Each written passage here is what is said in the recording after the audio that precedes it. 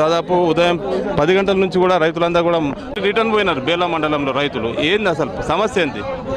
ఒక పక్క మీరు చూసిండ్లు, మొన్న బేలా మండల రైతుల్ని వాపసు పంపించిండ్లు.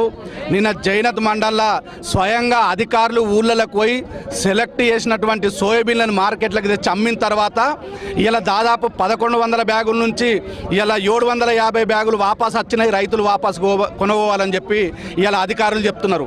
ఇలా ఆదిలాబాద్ మార్కెట్ యార్డ్లకు స్వయంగా అధికారులు చెప్పిండ్లు, మీరు 28 తారీఖు నాడు మీ డేట్ ఉన్నది, మీరు సోయాబీన్లు తెచ్చుకోవాలా, ఇక్కడ ప్రభుత్వం మద్దతు ధరకు మేము ఇలా 5320తోని మీ సోయాబీన్లు కొంటామని చెప్పి ఇలా అధికారుల్ని పంపించింది ఈ ప్రభుత్వం.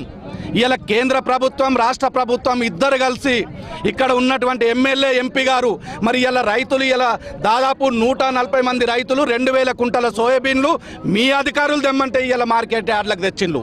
మరి ఇలా 3 రోజుల నుంచి రాష్ట్రంలో ఎక్కడ లేని విధంగా ఇక్కడ చలి ఉన్నది.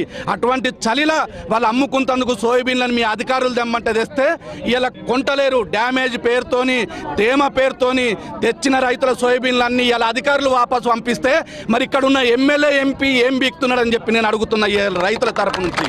ఇలా కేంద్ర ప్రభుత్వం రాష్ట్ర ప్రభుత్వం ఒకరి మీద ఒకళ్ళు మా వంతు కాదంటే మా వంతు, అటు బీజేపీ ప్రభుత్వం ఇటు రాష్ట్ర ప్రభుత్వం కలిసి ఇద్దరు దొంగలు కలిసి ఇటు ఎమ్మెల్యే అటు రేవంత్ రెడ్డి